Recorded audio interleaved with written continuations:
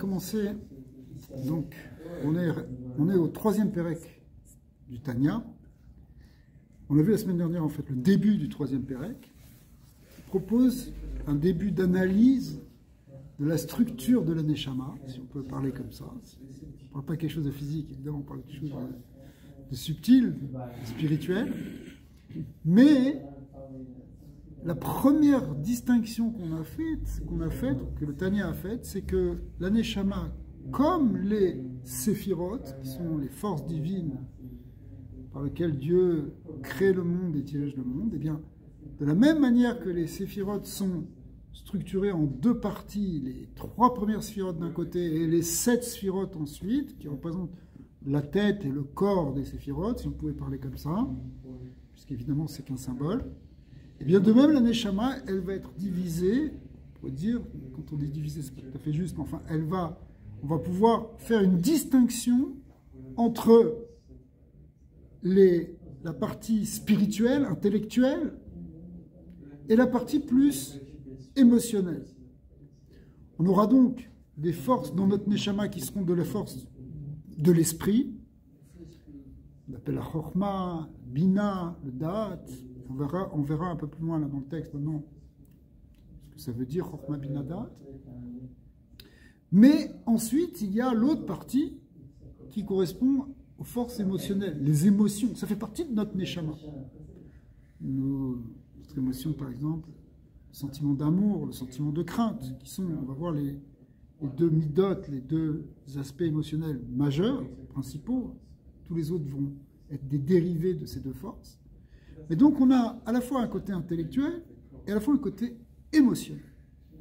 Et on verra que pourquoi la Tanya nous présente toute cette structure, parce qu'en fait l'enjeu pour devenir un tzaddik, ou du moins un bénoni, c'est-à-dire quelqu'un qui domine complètement son yetzera, il faudra que le côté spirituel influence le côté émotionnel. Si quelqu'un il est uniquement dirigé par ses émotions, ça peut partir un peu dans tous les sens. Mais si on arrive à éduquer nos émotions, je ne dis pas simplement les contrôler au sens où je me contrôle, mais à les transformer, à les maîtriser, à les transformer, à les utiliser à bon escient, par exemple, utiliser pour des choses nobles, spirituelles. Par exemple, développer l'amour d'Hachem, pas simplement l'amour des choses matérielles. D'accord ? Si on arrive à faire ça, alors c'est comme ça qu'on va pouvoir peut-être se transformer et maîtriser et transformer notre Yetzara. D'accord. La question, c'est comment on arrive à faire ça. Alors c'est ça justement l'enjeu de ce livre. Le Admor Azaken va donner énormément de conseils, très précis et très pratiques pour arriver à faire ça. On verra par exemple, je sais pas, des concepts comme la méditation, développer la joie, des choses qui seront très très pratiques en fait. Le but du Tanya, surtout de la première partie du Tanya, 53 premiers chapitres, c'est de nous amener à quelque chose avec des résultats. C'est un travail, parce que c'est comme un travail, ça prend du temps. C'est comme si tu disais, tu veux devenir, je sais pas, tu as un objectif dans le sport, tu veux atteindre un certain objectif, je prends un exemple, hein, juste un exemple. Tu ne peux pas l'obtenir en une semaine, cet objectif. Si tu places la barre un peu haute, on va dire, il va falloir peut-être que tu travailles pendant quelques mois, pendant peut-être un an, peut-être quelques années. Toi qui as fait du tennis, si tu veux devenir un tennisman professionnel, c'est plusieurs années d'entraînement pour arriver à un certain niveau. Mais les gens que tu vois là sur les grands cours de tennis, là, qui font les grands championnats, enfin les meilleurs joueurs mondiaux, ce sont des gens, ils se sont entraînés pendant toute leur jeunesse. C'est des années de pratique, de préparation, de travail. Alors, si tu peux imaginer que c'est comme ça à un niveau physique, il ne faut pas s'attendre non plus qu'à un niveau spirituel, ce soit des résultats immédiats. D'un coup, tu as changé complètement de personnalité. Enfin, quand je dis personnalité, ça veut dire que tu as changé si tu avais mauvais caractère, tu arrives maintenant à avoir un bon caractère, etc. Ça ne se fait pas, ça fait pas forcément du jour au lendemain. Il y a un travail. Et ça, c'est pour ça que Tanya nous avait dit, ça peut être un chemin qui est long et court. C'est-à-dire long parce parce que tu vas travailler en profondeur. Mais court parce qu'à la fin, ça va vraiment payer. D'accord? Alors que si tu penses des fois, bah tiens, je vais essayer une petite recette, et puis bon, ça marche un petit peu, et puis une semaine après, ça retombe, ça prouve que ce n'était pas exactement ça. Et à ce moment-là, ça s'appelle au contraire un chemin court et long, parce que tu veux aller dans la rapidité, tu veux aller dans la facilité, mais tu n'y arrives pas. Hein, ce que je veux dire, c'est vrai pour les études, c'est vrai pour tout. Eh bien, c'est vrai aussi pour la Avodat Hashem. La Avodat Hashem, elle demande de faire un travail quand même sur le long terme. C'est comme ça qu'on finit par avoir des fruits. Alors, le modèle que va proposer le Moazaken, de manière globale, c'est que le côté spirituel puisse transformer le côté émotionnel. Que nos émotions finissent par s'améliorer, être contrôlées, être tournées vers Hachem, qu'on n'ait pas des peurs des choses inférieures, mais qu'on ait la vraie crainte d'Hachem, qu'on n'ait pas simplement des désirs et des amours pour des choses matérielles qui nous attirent, mais qu'on éveille notre sentiment de Hava pour quelque chose de plus élevé, l'amour pour Hachem, l'amour pour la Torah, l'amour du prochain. Donc ça, c'est en fait, quand on parle d'amour et de crainte ici, tu parles de quelque chose qui est de l'ordre des émotions, normalement. Mais ces émotions, il va falloir qu'elles soient transformées, qu'elles soient canalisées, qu'elles soient sublimées vers quelque chose de plus élevé. Et c'est comme ça qu'on va finalement s'extraire du Yetzirah et le transformer pour ce qui était un Yetzirah au départ, ça va devenir au contraire un Yetzirah Tov, puisque au lieu d'aimer des choses inférieures qui sont inutiles et qui sont de l'ordre de l'illusion, finalement on va aimer des choses qui sont de l'ordre de l'essentiel, de l'éternel. D'accord. Alors venez, on reprend la lecture du Père Guimel, puisqu'on n'avait lu que quelques lignes. Père Guimel. Vine kol bechina ou madriga mishlosh elu nefesh ou neshama. Donc, dans chaque madriga, lorsqu'on parle du nefesh, du roi, du neshama, on n'a pas encore développé exactement ce que représentent ces trois niveaux de l'âme. Mais en tout cas, tous ces niveaux, kulam et eser bechinot. À chaque fois que tu regardes, soit le nefesh, ou le roi, ou le neshama, tu peux toujours te 10 degrés dans chacun. Il y a 10 parties du nefesh, 10 parties du roi, 10 parties de la neshama. Pourquoi?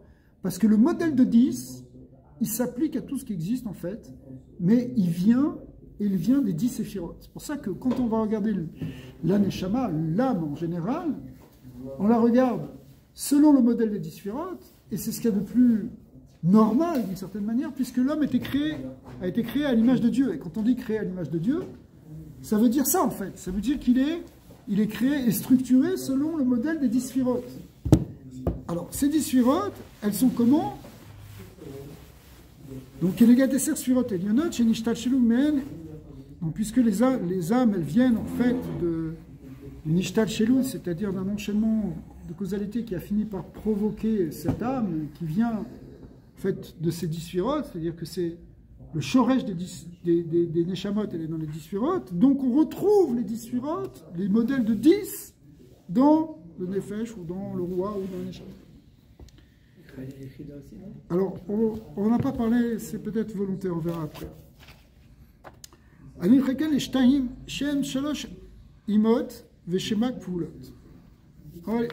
Alors, on a expliqué, je ne vais pas reprendre le cours de la semaine dernière, pourquoi ça s'appelle des imot et des kfulot, mais en fait, ici, puisqu'on avait vu que c'était au niveau des lettres, puisque ça fait référence au Sefer Yetzirah, avec, vous vous rappelez, les lettres mères et les lettres doubles, mais en fait, ce qui compte ici, dans le texte, c'est pas tellement d'expliquer ça, c'est ce qui compte, c'est de savoir qu'il y a 2 catégories de sphirot, et donc il y a 2 parties dans le Neshama. Il y a une qui est les 3 premières, c'est la première partie, et la deuxième partie, c'est les 7 inférieures. Pourquoi? Parce que ça correspond, les 3 premières, c'est Chokhmah, Bina, Da'at, ce sont les aspects intellectuels, spirituels. Et après, les 7 sphirotes inférieures, c'est Chesed, Gvura, Tiferet, Netzarot, Yesod, Malchut, qui représentent en fait les midot. Les midot, c'est-à-dire aussi les traits émotionnels, comme on l'a expliqué. Donc, Pirouche, Chokhmah, Bina, Vedaat, Vesheva, Yeme, Abinyan, on les appelle aussi les 7 jours de la création, Chesed, Gvura, Tiferet, etc. Ça, c'est dans les sphirotes. Vekar, Benefesh, Adam, Shenetraleket, Neshtaim, Sechel ou Midot. Et donc, même chose aussi dans l'âme de l'homme. l'âme va être séparée en deux aspects, un aspect sechel, intellect, et un aspect midot, c'est-à-dire plus les qualités émotionnelles, regesh. Sechel kolel chokma ou bina vedat, והמידות הן אהבת השם ופחדו ויראתו ולפארו. Le sechel, c'est la chokma, bina vedat. On va expliquer après qu'est-ce que ça veut dire chokma, qu'est-ce que ça veut dire bina, qu'est-ce que ça veut dire dat. Laissons ça de côté pour l'instant, parce qu'on est juste dans le modèle général. Et c'est quoi les midot? Les midot, essentiellement, c'est 2 ou 3 midot qui vont en faire 7. C'est premièrement la hava. On sait bien que la hava, ça correspond au précède. Il y a la ira et le pachad qui correspondent à la gvura. C'est Avraham Yitzhak aussi. Et puis après, il y a les faéro qui veut dire tiferet, c'est-à-dire en fait, c'est l'équilibre, c'est la beauté de l'équilibre qui vient lorsqu'il y a un équilibre entre précède et gvura. Et ça correspond à Milad et Yaakov. Harmonie, tiferet. Voilà, c'est l'harmonie. Alors, et il reprend, etc. Les Chabad nikraou imot, les Chabad, les Chokhma bina vedat, ils s'appellent les mères, c'est-à-dire les principes, ou mekor les midot, et qui sont à la source des midot. Regardez bien, ces mots, ils sont très importants. La source des midot, elles viennent du sechel. La source des midot, elle est dans le sechel. Autrement dit, suivant ce que tu penses, on va dire, c'est pas exactement la pensée, mais on va dire, pour l'instant, on va essayer de le comprendre comme ça. Ta pensée, elle génère des émotions. Et ta pensée, elle peut contrôler des émotions aussi. C'est-à-dire, c'est pour ça que on place la pensée, ou le sechel, l'intellect, on le place au-dessus des midot. Normal. Si vous voulez, l'esprit est au-dessus de l'âme. C'est-à-dire, quand on dit de l'âme, on va dire de la psyché pour que tout le monde comprenne. C'est ça qu'on appelle les shtachelut. Les shtachelut, ça veut dire que ça s'enchaîne de degré en degré pour arriver à ce modèle-là dans ce plan-là. Il y a aussi une dimension du shtachelut, c'est vrai. Qui a midot, ici c'est plutôt le terme, c'est qui a midot en toldot, toladot, rabat. Les midot sont générés par la chokma, bina et la dat. Ok, ça c'est quelque chose qui est très connu. Donc maintenant il va commencer à l'expliquer. Ubi Ureina qui naît à Sechel chez Benefesh à Maskelet, Shiu à Maskil Kol Davar. L'âme qui est au niveau du Sechel, le Sechel qui est au niveau de l'âme intellectuelle. Alors, Shiu à Maskil Kol Davar, Nikra Chochma Koachma. Donc il va commencer à nous expliquer qu'est-ce que ça veut dire Chochma. Après, il va nous expliquer ce que veut dire Bina, et ensuite Dat. Chochma, c'est quoi? C'est Koar-Ma. C'est les mêmes lettres. Quand tu prends Chochma, tu les permutes un peu, ça fait Koar-Ma. Koar, ça veut dire le potentiel, la puissance, les choses en puissance, en potentiel. On va dire potentiel, on comprend mieux quand on dit ce mot, mais en fait, ça veut dire, il faudrait te dire par puissance. Ma, le mot Ma, il veut dire quoi? Ça veut dire, qu'est-ce que ça veut dire? C'est un peu mystique ça, Koar-Ma. Koar-Ma, ça veut dire la chose telle qu'elle est à un niveau encore potentiel, qu'on n'a pas encore expliqué. Je vais vous prendre un exemple. Tout d'un coup, tu as une idée. Waouh, il faudrait que je fasse ça. Mais, pour l'instant, tu ne l'as pas encore du tout développé. Tu n'as pas encore réfléchi. Tu n'as pas encore pesé le pour ou le contre. Tu n'as pas encore vu les détails de la manière de le faire. C'est juste l'idée brute. L'idée, c'est encore qu'un potentiel. Oui, je vais te dire, vas-y, développe ton idée. Vas-y, essaye, vas-y, travaille dessus. Reviens-moi demain, écris quelque chose dessus.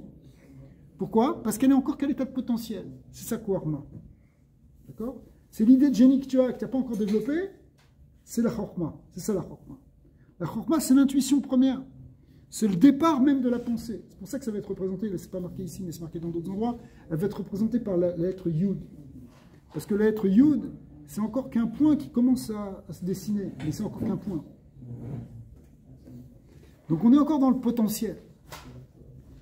C'est l'intuition, des fois, rien qu'avec la Chokhma, on a déjà tout compris, mais on n'a encore rien expliqué. Bon, Chaba. Ou que j'ai motzi kocho el hapoal. Mais maintenant, quand tu vas développer ce potentiel et que tu vas lui donner une certaine réalité, c'est-à-dire que tu vas commencer à y réfléchir, à l'analyser, ouais. C'est-à-dire chez Mitbonen, Mitbonen, ça veut dire réfléchir, ça veut dire méditer. Tu médites sur une idée, tu penses à quelque chose, tu penses au concept, tu tournes autour de ces aspects. Oui, peut-être je vais faire ça, si c'est comme ça, c'est quoi les tenants, les aboutissants. D'accord ? Commencer à construire autour de tout ça. Ça correspond à quoi? Ça va correspondre à Bina. D'ailleurs, Bina, ça veut dire bonnet, ça veut dire construire. Leitbonen, ça veut dire réfléchir, méditer. Donc, chez Mitbonen, Besichlo, les Havin, ça veut dire quoi? C'est la même chose que Bina, n'est-ce pas? Havin, c'est comprendre. D'avoir les Oshro, ou les Omko, c'est-à-dire pour comprendre une chose dans son authenticité, dans sa vérité, dans sa profondeur. Mitor Eze Davar, Chochma, Muskal, Besichlo, on est page 14 en haut. Nikra Bina, ça c'est Bina. Ok, donc je répète, Chochma c'est l'intuition première, c'est la pensée qui ne s'est pas encore développée, c'est l'idée.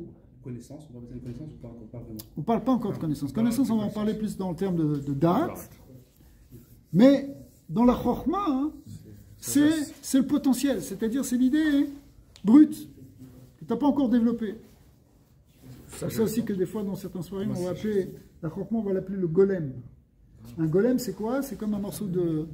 C'est encore quelque chose qui est informe. C'est encore qui est informe parce que tu ne l'as pas encore donné forme à cette pensée. Elle est juste intuitive. Alors, et Bina, c'est quand tu le développes. Vn, M, Avaem. Et on les considère comme père et mère. C'est comme si la Chochma, c'est le père. Pourquoi? Parce que c'est l'idée première.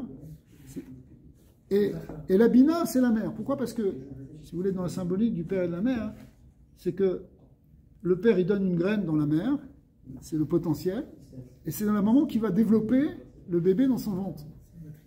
C'est la matrice qui construit l'enfant, il se développe. Au départ, tu as juste une cellule. Donc une cellule, c'est un potentiel, c'est un coar. C'est un coarma ici. D'accord? Et après cela, ça se développe, et ça grandit, ça structure, et ça se différencie, et on voit un fœtus avec une tête, avec des bras, avec des jambes, etc. Donc ce développement-là, il correspond, si vous voulez, maintenant au niveau du sechel à la bina. On appelle ça aussi des fois le cerveau droit et le cerveau gauche. Ouais. Puisque c'est comme ça qu'on le représente sur l'acte des sphirotes. Donc ça serait l'embryogénèse et l'organogénèse. Oui, peut-être. Peut-être. Mais appliqué ici au niveau de la pensée, pas au niveau du physique. Khazak. Vous avez un dictionnaire, s'il vous plaît, excusez-moi. Moi, c'est Wikipédia. VNM AVM Amolidot Avat Hashem Veirato Fachado. Mais finalement, ça va être quoi le bébé? Ça va être quoi à part d'avoir des idées? Parce que c'est bien d'avoir des idées. Ça ne suffit pas. Il faut passer à quelque chose de plus concret.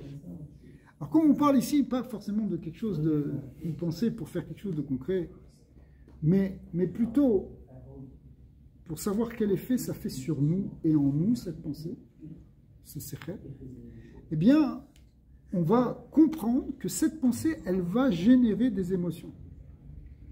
Par exemple, je vais donner un exemple. On ne va pas parler de quelque chose que tu veux faire physiquement ici, mais suppose que tu as compris quelque chose tout d'un coup sur la Torah ou sur Hachem. Tu as compris quelque chose sur la grandeur d'Hachem. Puis tu as développé cette idée, tu as réfléchi. Oui, c'est incroyable, puis ça correspond à ça, et c'est ça qui s'est passé. Et c'est extraordinaire. Qu'est-ce que ça génère après ça? Des sentiments. Soit des sentiments d'amour pour Hachem. Tu as compris qu'il est grand, quel chesed il a fait, quel chesed il t'a fait. Donc tu as des sentiments de reconnaissance, tu as des sentiments de hava. Ou tu peux avoir des sentiments même de hira. Nik Hachem Elokeinu. Pourquoi? Parce que tu as pris conscience de sa grandeur. Yaakov Avinu, quand il s'est allongé à l'endroit du Kodesh HaKodashim, quand il s'est réveillé, il a dit, mais voilà, Manora Makomazé, il a pris conscience. Il a une conscience, il a une compréhension au niveau du Sechel, de la grandeur de l'endroit où il était. Ça a généré un sentiment de hira. Si j'avais su, je ne me serais même pas couché là. Pourquoi? Parce que sa compréhension a généré des pensées, a généré des émotions. L'émotion ici, c'est des émotions de Yirat Hashem, de Havat Hashem. Et ça, c'est très important parce que, qu'est-ce qu'on fait dans la tefila? C'est que la tefila, c'est justement l'endroit où on peut travailler sur nous. Dans la tefila, on essaie justement de développer des sentiments pour Hachem. Pourquoi tu fais Alléluia, pourquoi tu as tout psuké des Imra? C'est pour développer des sentiments d'Ahava et de Hira vis-à-vis d'Hachem. Mais comment tu peux le faire? Ben, c'est en réfléchissant sur sa grandeur. Pourquoi on fait Aziachir Moshe tous les matins? C'est pas pour passer le temps. On fait Aziachir Moshe parce qu'en rappelant les Nissim de Kriyat Yam-Souf, que les ennemis sont tombés, et que la mer s'est ouverte, et comment on le rappelle? On rappelle par une Shira, qui est la Shira que Moshe lui-même a faite, que les Bnei Israël, Aziachir Moshe aux Bnei Israël. En réalité, cette Shira, c'est une exaltation des sentiments vis-à-vis de la Kadosh Baruch Hu, mais qui viennent parce qu'on a compris à ce moment-là que c'est vraiment Hachem qui dirige le monde. Donc, ça, c'est ce qui s'est passé à l'époque de Moshe, mais nous, on le reproduit à chaque jour. On veut redévelopper des sentiments. Et c'est important, parce que si on développe vraiment notre Hirat Hachem et notre Ahavat Hachem, on ne va pas tomber dans tous les panneaux de « Ah, t'aimes ça parce que tu as vu ça dans une publicité » ou « tu as peur de ça parce qu'on t'a fait peur de quelque chose ». Non, parce que d'abord, tu as construit, tu as développé ton amour pour Hachem, ta crainte pour Hachem, donc tu es plus fort. Donc tu dois sortir de la tefila plus fort. Et grâce à ça, tu ne tombes pas dans les Yetzirah de la journée. Donc, le inyan de développer la pensée, l'intellect, pour générer des émotions, ici on ne parle pas de génération des émotions inférieures, au contraire, on veut générer ce qu'on veut. Ce qu'on veut en étudiant la Torah, en étudiant la pnimiut de la Torah, en priant avec Kavana, on veut développer des vraies émotions, des émotions supérieures, pour justement lâcher nos émotions inférieures.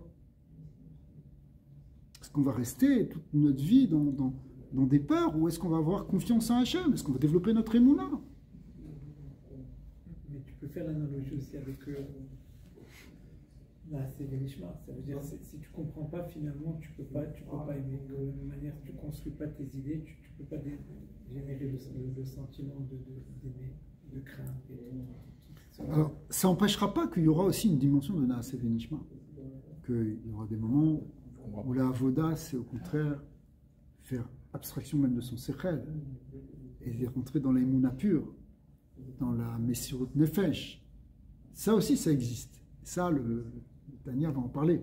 On finit par comprendre, même dans Naaseh. Oui, tout à fait. Dans Naaseh Venishma, il y a deux couronnes. Il y a la couronne du Naaseh et la couronne du Nishma. Le mérite, il est d'avoir fait passer l'action avant la compréhension, le Naaseh avant le Nishma, mais ça ne veut pas dire que tu ne vas pas comprendre. Ça veut dire que j'ai déjà suffisamment confiance pour agir avant même de l'avoir compris. Mais ça ne veut pas dire que tu ne vas pas faire un travail. C'est pour ça qu'on a aussi un travail toujours d'étude et de compréhension, bien sûr. Alors là, on a expliqué comment Chokhma et Bina sont considérés comme Avahem, père et mère, c'est-à-dire, quand tu parles de père et mère, ça veut dire qu'il va y avoir des enfants. Ici, l'enfant, ça veut dire c'est les émotions qui sont générées par la réflexion, par la méditation sur le sujet. C'est-à-dire par l'union de Chokhma et Bina. Chokhma étant la pensée, l'intuition. L'intuition, des fois, on a des intuitions profondes. Et quand on le développe avec le sechel et l'analyse, et qu'on mélange ces deux choses, finalement, ça va générer des émotions. Ou ça va générer une force qui va permettre de contrôler l'émotion, ce qui paraît. D'accord.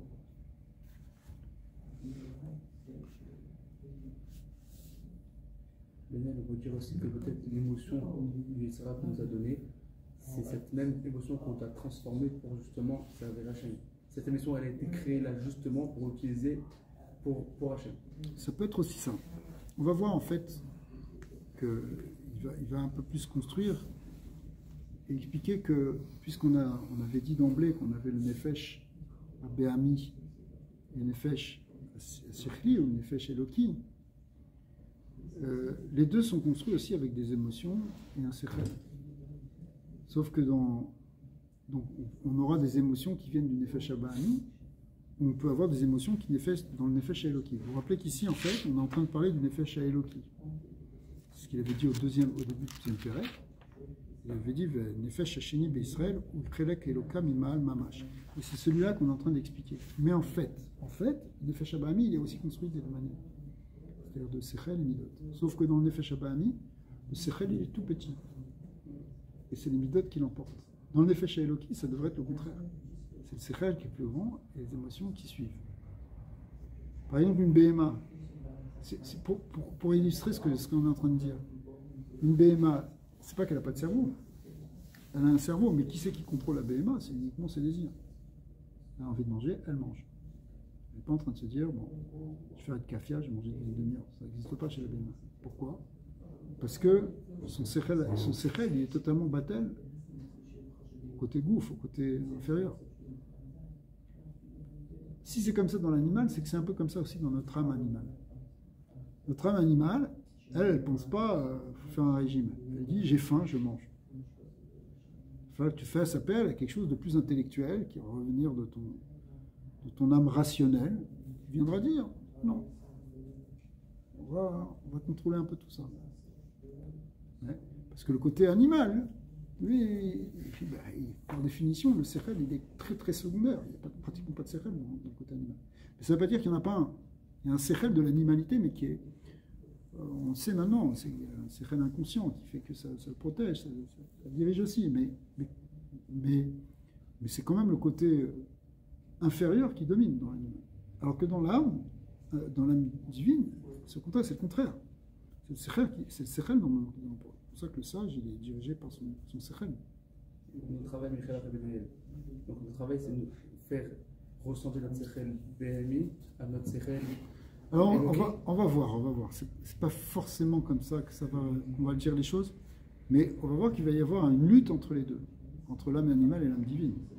L'âme divine, il va falloir qu'elle l'emporte dans l'âme animale, qu'elle la soumette, qu'elle la transforme après. Alors moi je parle du côté sechel animal et sechel loki. Alors le sechel, oui, si tu veux, on va voir. On va voir comment le Balatania va le dire, parce que c'est pas si facile de l'expliquer comme ça. C'est-à-dire que c'est pas que c'est directement un sechel contre un sechel.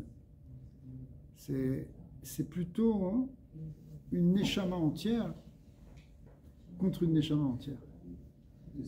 Moi, j'ai pas du tout compris ça. Moi, j'ai compris qu'on est ça au début, mais j'ai oublié. Moi, je pensais que c'était surtout BMA Eloki, Sechel c'est Eloki, et BMA c'est voilà, Regel. c'est pour ça que. En fait, c'est faux. C'est deux choses dans chacun. Il y a deux trucs. Un, il est plus affaibli par l'autre que le contraire. Tu peux dire aussi Neshama et gouffre, ça simplifie. Ouais, tu peux le dire aussi comme ça.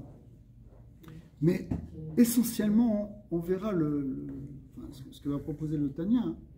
C'est essentiellement un travail sur le côté émotionnel. À partir du côté intellectuel, il faut transformer nos émotions parce que c'est elles qui dominent dans l'effet Shabbat. Donc si on arrive à les élever, à les transformer, c'est là qu'on va gagner. Le Sechel l'effet Shabbat, on s'en occupe pas tellement. En fait. Là, il y aurait beaucoup de choses à dire, mais c'est pas ça vraiment le problème. Le problème, essentiellement, c'est nos émotions. Pourquoi on réagit comme ça? Pourquoi on tombe dans ça? Pourquoi? Parce qu'on a des peurs. Parce qu'on a des ta'avot. Alors on fait ça. Okay. On ne fait pas ça. On sait que des choses seraient bonnes pour nous et on ne les fait pas. Et inversement, il y a des choses qui ne sont pas bonnes, on sait que ce n'est pas bon et on les fait quand même. Pourquoi?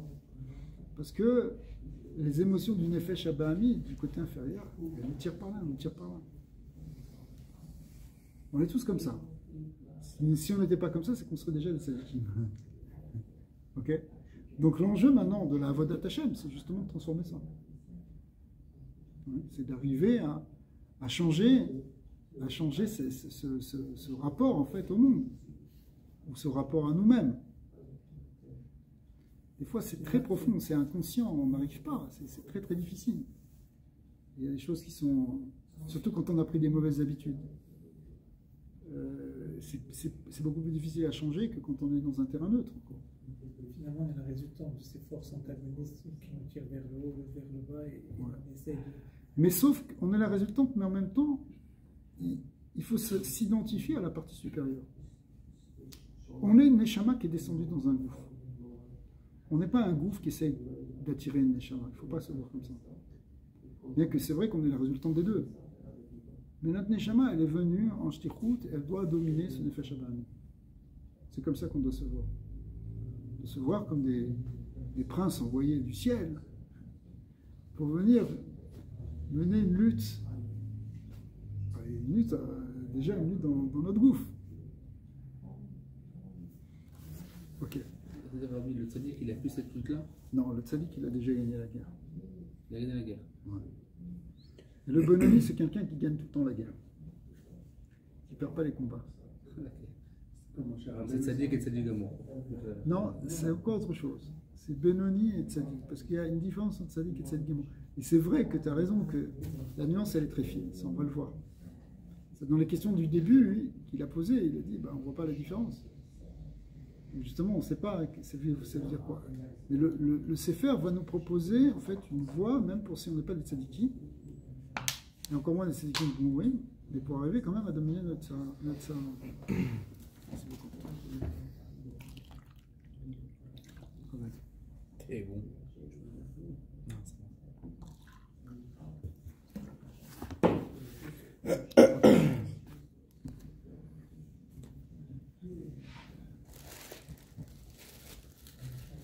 Ok, alors on reprend le texte.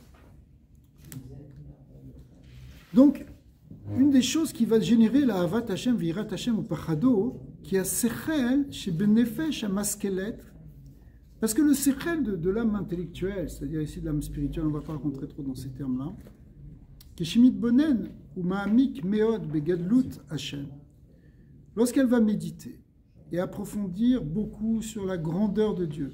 Par exemple, par exemple, tu médites sur le fait qu'Hachem il est partout dans tous les mondes, c'est lui qui remplit tous les mondes, c'est sa lumière qui remplit tout, c'est elle qui donne toute la chayout dans tout l'univers. Ou bien Vesovev Kolalmin, qui transcende tous les mondes, qui est au-delà même de tout ce qu'on peut imaginer, il est Ensof. Vekulu Kame Kelo Chashiv. Méditez aussi sur le fait qu'il n'y a rien finalement face à lui. Rien n'existe véritablement, on avait parlé de ça quand on avait fait les premiers shurim. Alors, Nolda, Venetorera, Midat, Ira, Taromemut, Bemocho, ça va générer une Ira, Taromemut. Une Ira, Taromemut qui va naître au départ dans le cerveau, si vous voulez, ou Marshavato, mais qui va amener les Ira, ou les Boshesh, Migadluto, Idbarar. On va arriver à une Ira, une boucha de sa grandeur, comme quelqu'un. Quelque chose que tu peux ressentir, des fois tu vas voir un grand tzaddik, tu n'oses même pas parler. Ben, imagine, tu peux ressentir la même chose devant Hachem encore plus. Ce qu'on appelle Yirat HaRomemut. Chez En La Sof et Tachlit, parce que tu comprends que sa grandeur, elle est En La Sof et Tachlit. Pachad Hachem Bilibo, et du coup ça met le Pachad Hachem dans ton cœur. Tzaddikim, tu sais, une fois tu parlais de Rabbi Yitzhak, quand il sortait dans la rue, les gens fermaient les volets parce qu'ils avaient un Pachad. Mais pourquoi ils avaient peur? Parce que lui, il avait le Pachad Hashem dans son cœur.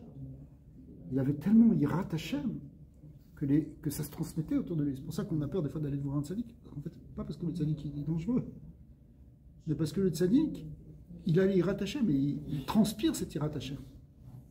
Mais cette Yirat Hashem, pour qu'elle soit dans son cœur, il faut d'abord qu'elle soit dans sa tête. Et comment elle est dans sa tête? C'est parce qu'il prend conscience de la grandeur d'Hachem. Il sait, là, il perçoit la grandeur d'Hachem. Du coup, ça génère ce sentiment de Yirat Hashem.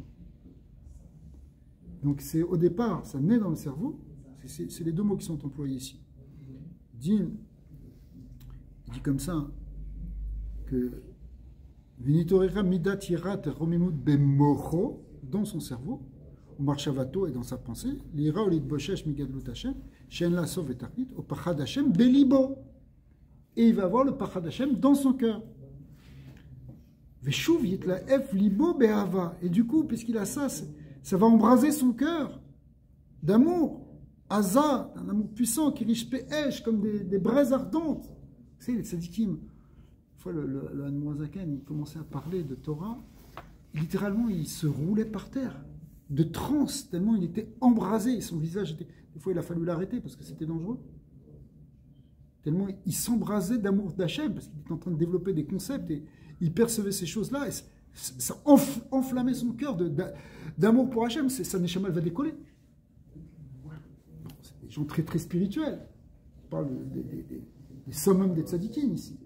Mais le principe, il est là même pour nous, à notre niveau. Kerish Pe'esh. Donc là-bas, c'est Ava, Aza, Kerish Pe'esh. Un amour puissant, comme des braises ardentes. Une braise ardente, ça brûle à 1000 degrés, 800 degrés. C'est pas une petite flamme. La braise elle-même, très, très, très, très forte. Imagine un feu d'amour comme ça que tu as dans ton cœur. Tout ça, ce sont des termes pour dire le désir, un amour tellement puissant. Une âme qui aspire, qui désire quoi? Les gadlut ensof baruchu, qui désire cette grandeur du ensof baruchu. Vi kalut anefesh, c'est ce qu'on appelle aussi kalut anefesh. Tout ça, c'est des termes qui reviennent très souvent dans la phrase. C'est une extinction de l'âme. L'âme, elle s'éteint dans le divin. Quand on dit elle s'éteint, ça veut dire elle s'abîme en Dieu. Tout ça, c'est des vrais termes qu'on emploie. C'est-à-dire, elle veut se fondre en Hachem. Chazak. Elle veut disparaître en Hachem. C'est un désir comme ça de retourner à sa source. Kedirtiv, nirsefa, vegam kalta nafshi. Mon âme est morte de désir. Elle s'est abîmée en lui. C'est-à-dire, elle s'est fondue en lui. Urtiv, tsama nafshi l'elokim. Mon âme a soif de Dieu. Tout ça, ce sont des sentiments très très forts du Nefesh Eloki.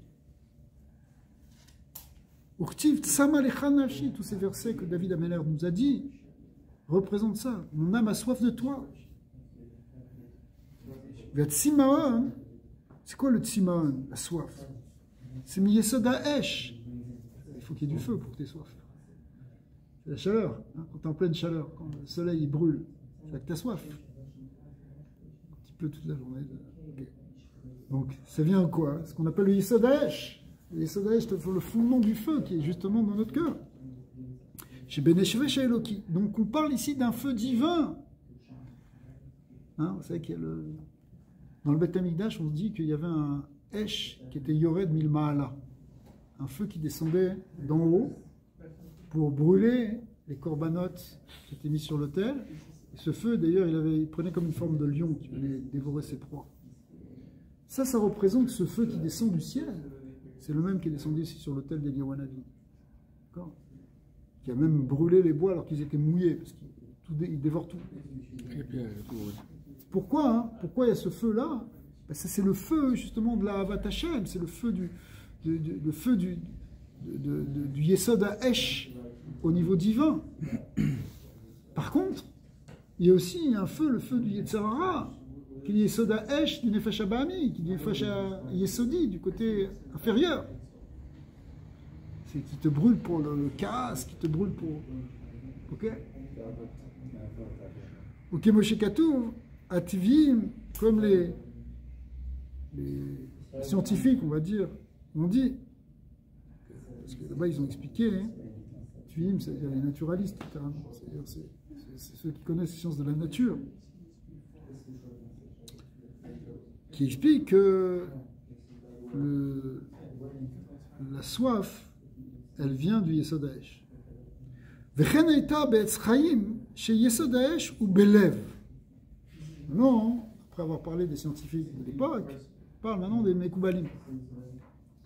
Etz chaim, c'est le Harizal, explique que le Yesod Ha'esh, le fondement du feu, se trouve dans le cœur. Ou Mekor Hamayim va lichut me'amor. Par contre, le côté eau, humidité, froid, exact, froid et humide, c'est le cerveau. C'est pour ça qu'il y a souvent une opposition entre le cerveau et le cœur. Même qu'il y a des positions parfois entre l'eau et le feu. Le feu, ils peuvent des fois se combattre. Et pourquoi? Parce que c'est pas la même nature. Par exemple, il y a des choses que tu as bien compris, que tu voudrais faire, mais le cœur, il te dit non. Okay. Pourquoi? Parce qu'il ne faut pas se laisser faire.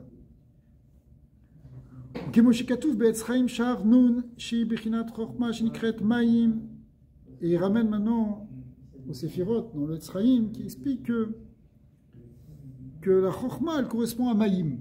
Le côté de la droite, c'est le côté de l'eau.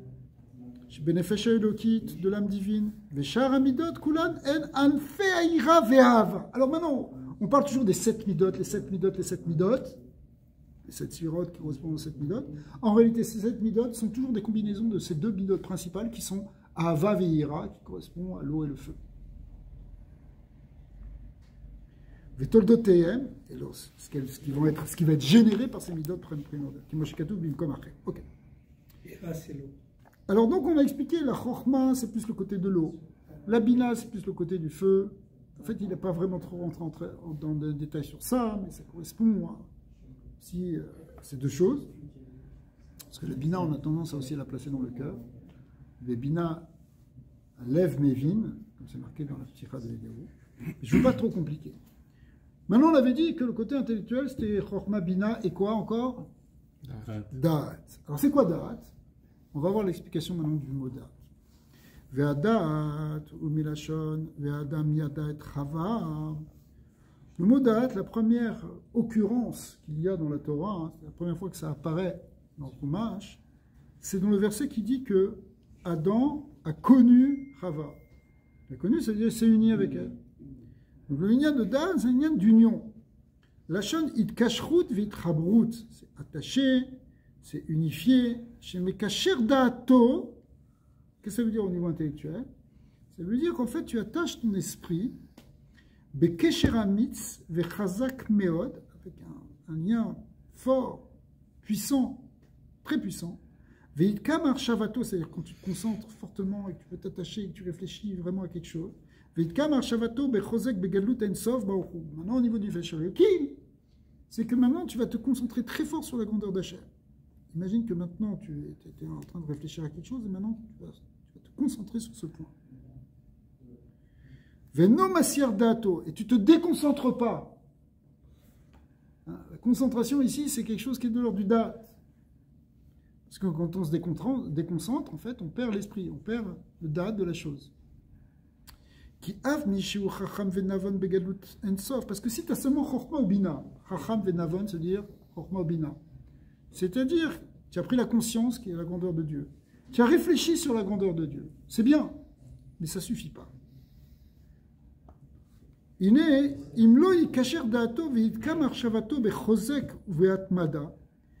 tu ne te concentres pas et que tu ne regardes pas ton esprit fixé sur cette grandeur d'Hachem, ça ne va pas générer des émotions dont on parlait tout à l'heure.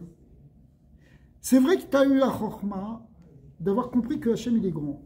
C'est vrai que tu as eu la bina, que tu as réfléchi sur sa grandeur. Mais maintenant, il faut que tu approfondisses, que tu comprennes en profondeur. C'est ça date, c'est ce qu'il a dit. C'est un kesher amitz vechazak.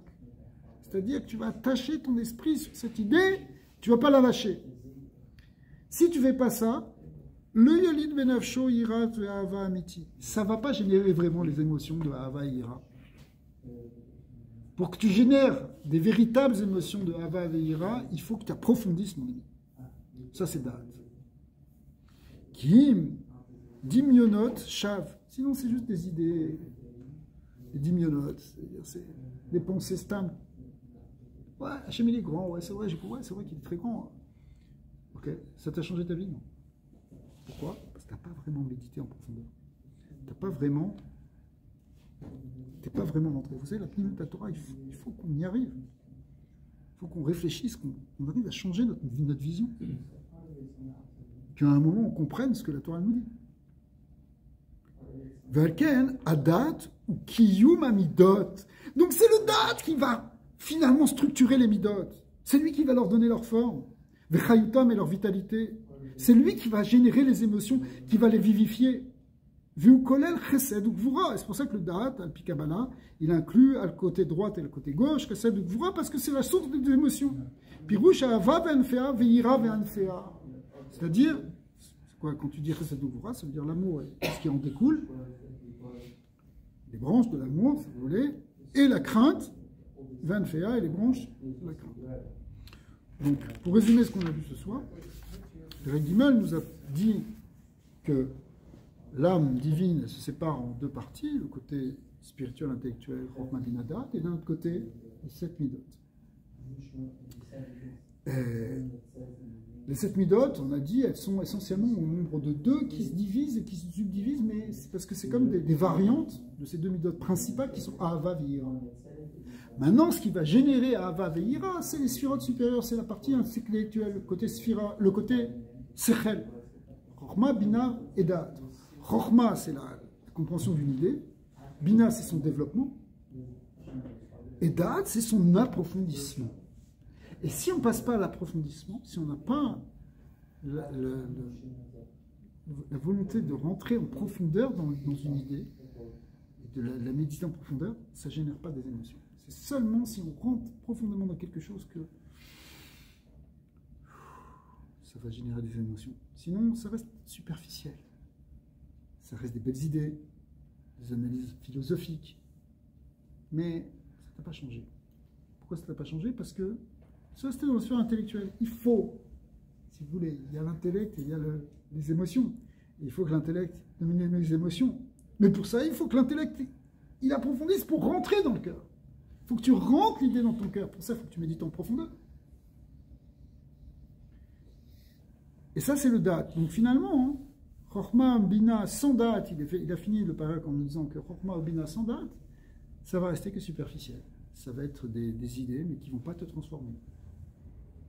Le Moazaken, il nous appelle à méditer en profondeur. Et une des voies pour y arriver, ça va être dans la tfila. Sauf qu'on peut-être qu'on a tendance à faire la tfila un peu vite, etc., parce qu'on est pressé. Bon, le Shabbat, on a plus de temps.